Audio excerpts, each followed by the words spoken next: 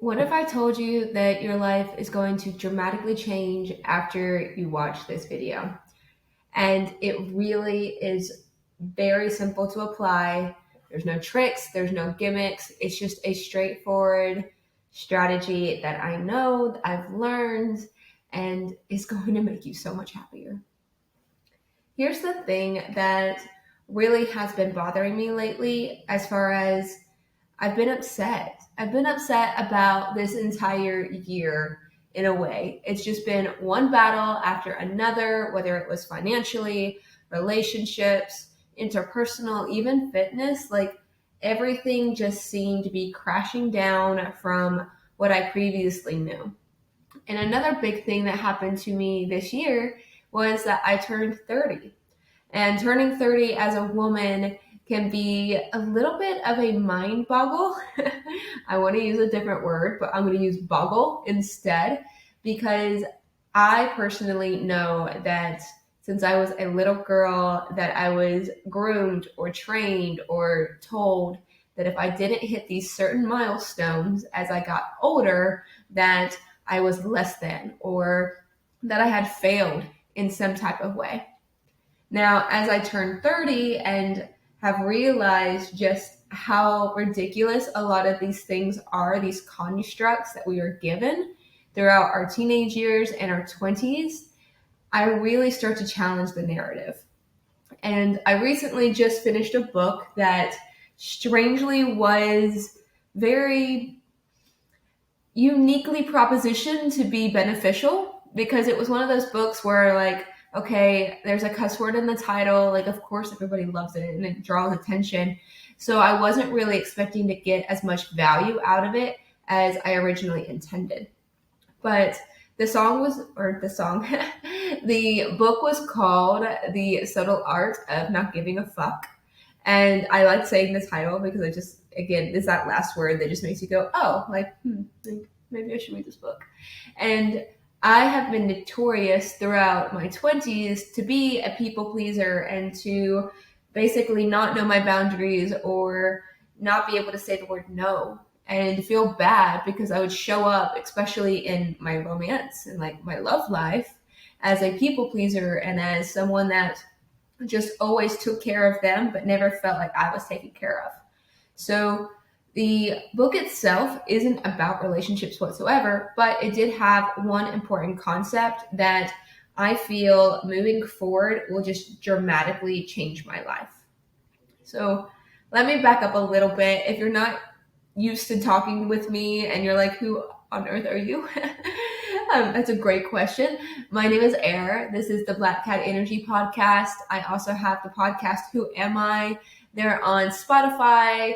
They are on Apple Podcasts. You can find them on YouTube. Wherever you found this, I just ask for just one quick favor. Please give it 5 stars, hit a like button, just all the basic things that just help me be able to promote more and to be able to share this with other people, all the value. I'm always reading books. I'm always watching documentaries. I travel the world. I do this with psychotherapy as an MCS. I definitely just love sharing information that makes us elevate, that makes us get to the next level. And I truly feel that my goal in life is to help others mentally liberate themselves. Take away all of the cage that they have built, all of the negative constructs, all of the bad thoughts, the bad habits, the bad patterns. That way they can just really be free. Because I value freedom more than any other value that is out there. And with that, that kind of brings me back for a moment on why I'm here and what we're talking about right now. And it goes to the idea of if you are really unhappy, if you're just like, nothing's going my way, this doesn't seem fair, I don't enjoy it, then my key to helping that is to change your values. And even if you think that you have very good, strong values or ethics or moral character, I want to invite you for just, however long this runs to let that go. Like let the ego part go for a moment and just, sit down, maybe grab a journal or a cup of tea, pause this if you need to, and just explore this with me. Because if you are so certain that your values are what they need to be, then I would go ahead and challenge you to say, okay, if your values are the best for you, not the world, but the best for you wouldn't be so unhappy. And I'll get into that in a little bit. But one example I kind of want to use throughout this entire show is, okay, maybe you're 30, maybe you're 40, maybe, you're even 25, and you are someone that wants to have a healthy relationship, wants to get married, have, 2 kids, white picket fence, like that's your culture, that's what you were raised to do, that's what you think is correct. And that is what's keeping you unhappy. Let's hypothetical scenario here. Say that like maybe you're 35 and you're still not married and you're not even dating somebody, or you've been dating the same person for a long time and you're like wondering, when is this ever going to happen? Or let's say, you don't have children and your mom or your dad keeps asking you like, when are you going to bring some grandbabies into this world? Like whatever stressor that is for you. It could even be, you're 30 and you've been really just rocking out your career, or maybe even lost your job and you're like, oh my goodness, I'm still not where I feel like I should be. Now, these values are all very externally based. And what I mean by externally is somebody else told you that this is what's going to make you happy, that this is what you should do, what's right, what's normal. Like, it's not necessarily coming from you. And what I want to challenge you again with is, you may already be fighting and be like, I do want to be a mom, or I do want to be married, or I do want to run my own business, or to get that promotion. And that's great, but the unhappiness doesn't come from the goal itself. It comes from the undue pressure of the timeline of the goal. In this case, it could be that you're 30, 40, 50, and you're like, I should have already accomplished this, and people are asking me about this, and now I feel some type of way about it. So right here is a huge thing that's actually inhibiting you from being in the present moment and really realizing that you're allowed to want things, but you're not allowed to attach your value to your desires. That is a losing game. And that is something that automatically will always put you kind of in this rut, or make you feel bad about yourself, or that you're like behind or missing out on life.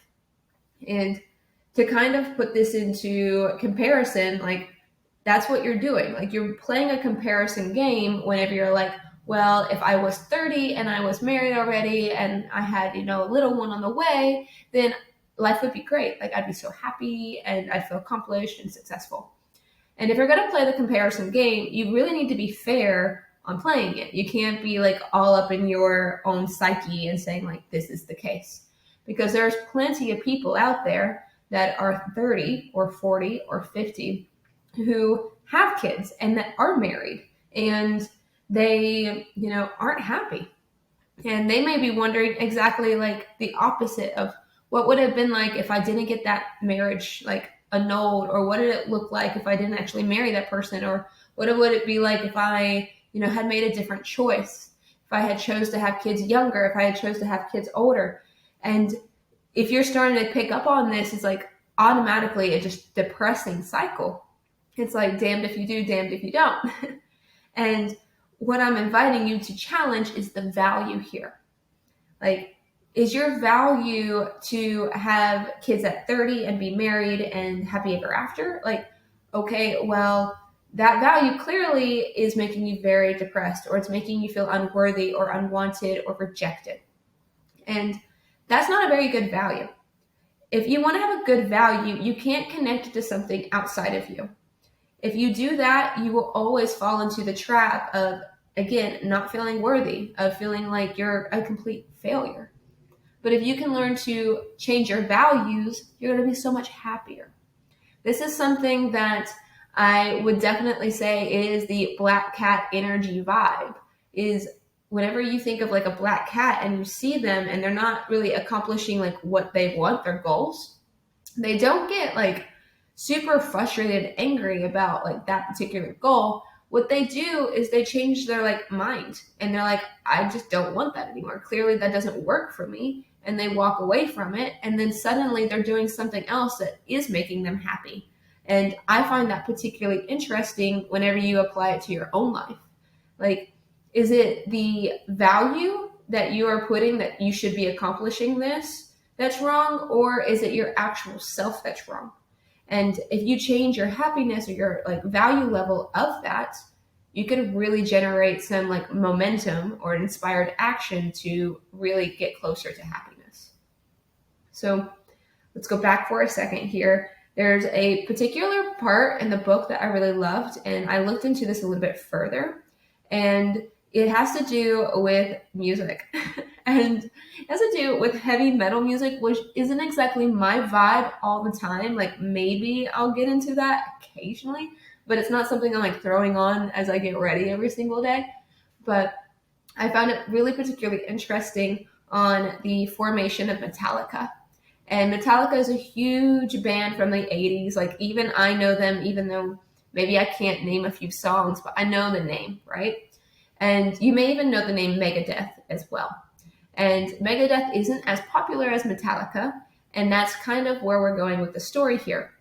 Is Metallica is a band that was about to sign for the record label, and they weren't, the world-renowned thing, the legendary Metallica, and they basically kicked out a member. And this member got kicked out, and he was super depressed, upset, and he used that momentum to basically say, well, fuck it, I'm going to go create my own band, and I'm going to make sure that I'm more successful than Metallica. And if you look at that just right there at face value, you might be like, good for him, like he picked himself back up and he decided to go for it anyways. And if that was his true value of, okay, I just got to beat this other person and I'm going to feel better about myself, he's falling in a trap automatically. Versus his value being like, I just want to perform and, be the best I can be as a musician and to get out there and really promote, heavy metal music and be, good to the fans. That's a very different type of values. And I'll get into those even further here in a second. But I want to tell you the rest of the story. So he goes on and he founds Megadeth. Megadeth isn't as successful as Metallica. In fact, whenever you run the numbers, if 120 million was the charts for Metallica, it was a fourth of success, which let's say, that's 35. And with that, that is just a fraction of the success of Metallica. He actually said at the very end is like, I feel like a failure because I didn't get, more successful with my band than Metallica.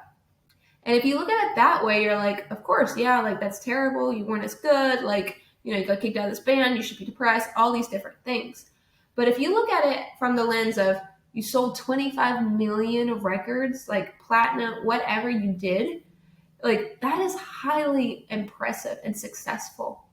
The same thing is something I noticed when I was watching Formula One the last Sunday. And I was like, okay, Carlos Sainz is a driver for Ferrari, and he was like one of the head drivers. And he's being replaced by Hamilton, which is legendary, like multiple championships, like the quote unquote best ever like race car driver of this, era. And he could walk away and be like, I'm being replaced and this sucks. I, have put so much of my heart into this, and he could walk away feeling like a failure. And I can honestly relate to that and be like, okay, well, I get it. Like, that really isn't fair. That's not fun. Like, you put so much into this. Like, my heart breaks for you. Or you could go of the mentality of, he has beat so many people. He has become legendary in his own right. And literally the only person on the entire planet that can, quote unquote, replace you is the best of the best, is number one.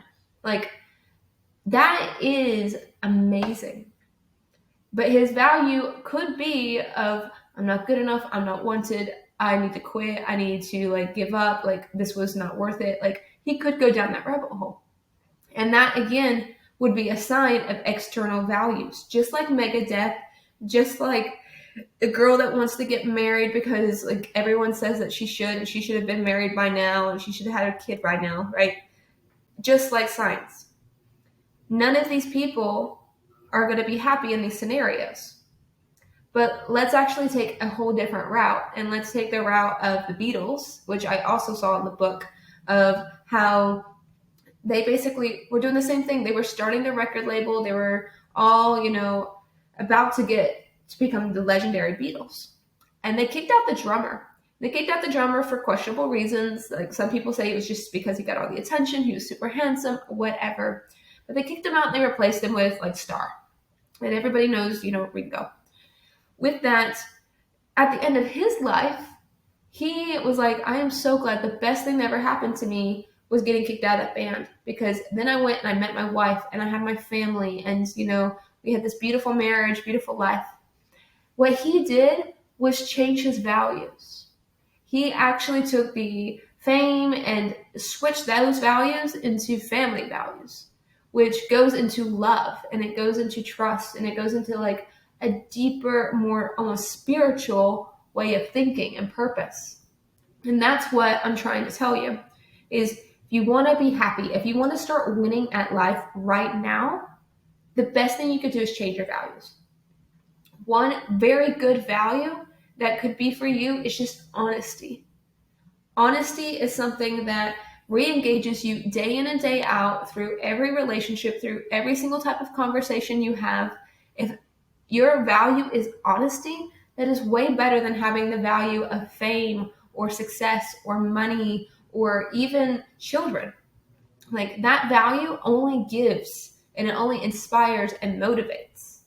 So switching that into a more like holistic value versus like I have to achieve this in order to feel good about myself immediately puts you on the winning path. Now, let's say it's like, okay, you're a creator or you're a dancer or you're somebody that's just like, I gotta be the best of the best. Like, you're automatically putting that value of perfectionism above the creation process, above the journey process.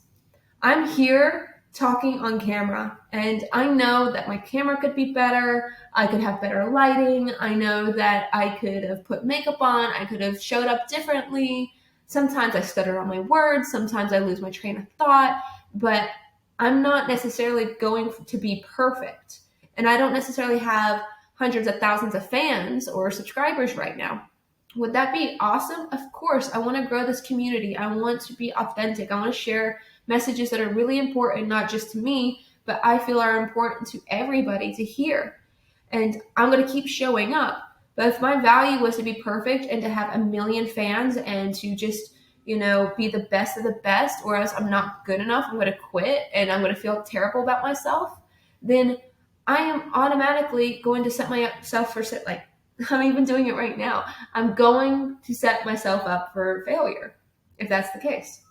So if I could just leave that to the side and have the value of, I'm a creator and I love to create podcasts. I love to write books. I love to create retreats. I love to create speeches for like stages. I love the creation process, and I love the healing process and sharing information. Like my biggest thing that I think I enjoy is sharing what I've learned and engaging with other people and seeing what they've learned and bringing back this kind of psychological or philosophical conversation.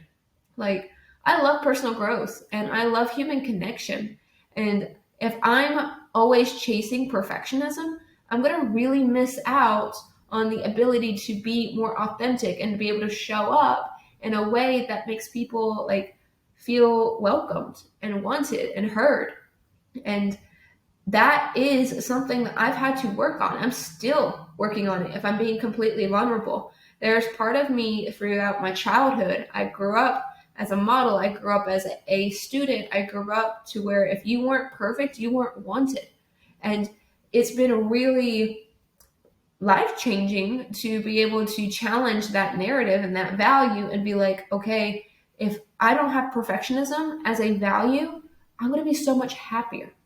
If I have being a creator as a value then automatically I have this broad spectrum to be like, here's where happiness is. It's in the creation process, it's in the failure process, it's in the pain, because I'm going to be happier from that than I am just being perfect all the time. That's so stressful to just show up being perfect all the time. And it's so just, I'm going to be honest with you, lonely to feel like everyone puts you like on some type of hypothetical pedestal, whether that's in my mind or it's reality. Like, that's no, there's no happiness there. So eliminating that value and just putting a value as like, I'm a creator and I'm going to continue to create and see how that leads my life. Like, I'm going to be so much happier. And automatically you're winning because you keep creating and you don't get stuck on not starting things and you don't get stuck on people's judgment.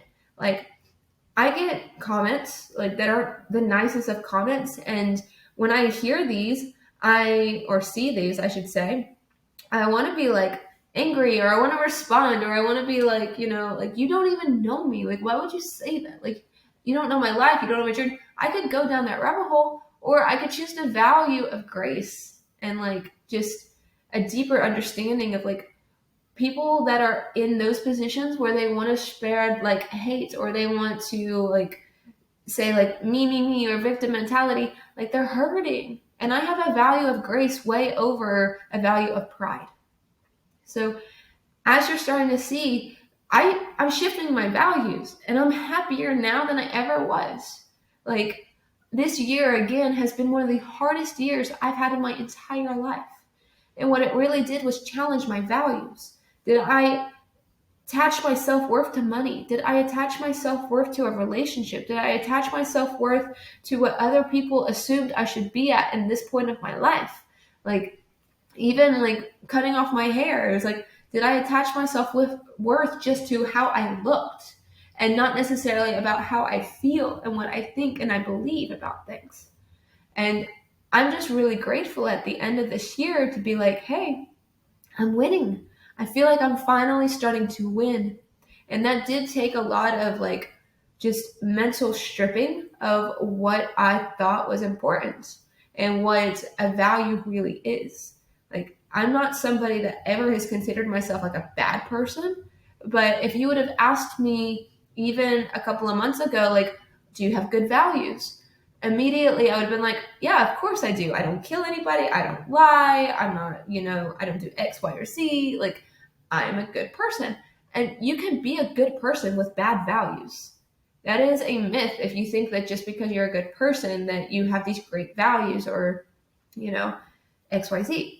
Like, you can have good ethics even and be a good person. You can have good morals and be a good person. But everybody's point of view on what a good moral or a good ethic can even be challenged as well. But it took me kind of realizing that maybe my values weren't that good.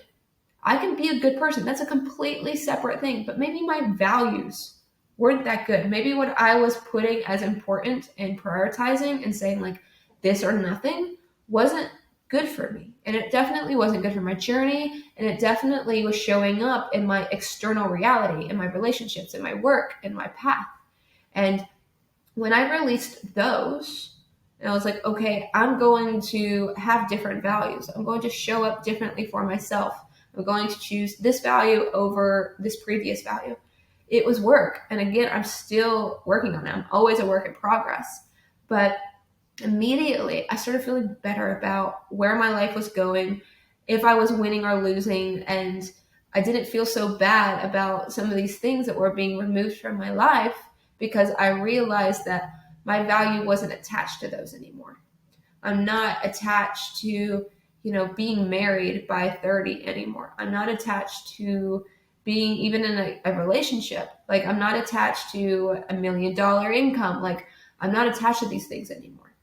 And I'm more attached to, can I show up authentically? Can I share information that's valuable for people? Can I be healthy and very confident about who I am as a person, like how I show up with my heart and not necessarily how I look? Like, those type of things have significantly changed the game for me. So if you want to start winning, like, here's the recipe. Change your values. It's really that simple. And you are going to know if your values are good or not based off of your feelings. Your feelings, and this is something I share all the time, is there's no good or bad feelings. Like, no good or bad emotions. There's positive emotions and negative emotions, but these negative emotions aren't bad. Negative emotions are telling you that it's time to change something, that something isn't quite right.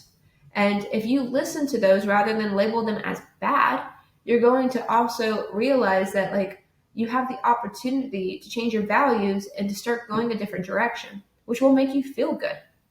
And on the opposite side of positive emotions, these are rewards. These are like your confirmations, your reaffirmations of you're on the right path. That's why you want to keep doing things that make you feel good. And even, drug addicts know that. Like, they understand that. And they're like, okay, well, feelings aren't necessarily good or bad, but, my value could be bad here. Like, I could have a very bad value of choosing this substance over, like, what's good for me as a good value as, like, health. So you can listen to these feelings and these emotions and be able to kind of compass your way through. Do you have values that are, like, good for you or bad for you? And if they're bad values and you're like, okay, why do I keep feeling bad? Like, here's the time to change. Here's the time to get on the winning path. And that's what I want for you. That's what I want for myself is we're walking into 2025 and I've been presented this just enormous opportunity, and it's came at a cost that I didn't necessarily feel good about, but at the same time, this is one of the most beautiful gifts I've ever received in my life to be able to go on this venture. And I'm grateful that anyone that chose to, like, subscribe or to follow the podcast, you get to see this adventure unfold with me. And my value comes from the fact of, like, I am okay with change. Like, that is a value of mine, is like, change is not bad. Change can be so wonderful versus, like, valuing time. Like, time can, and, like, deadlines specifically can be so detrimental as, like, a value of, like, your happiness. Like, immediately giving yourself deadlines on things can make you so unhappy.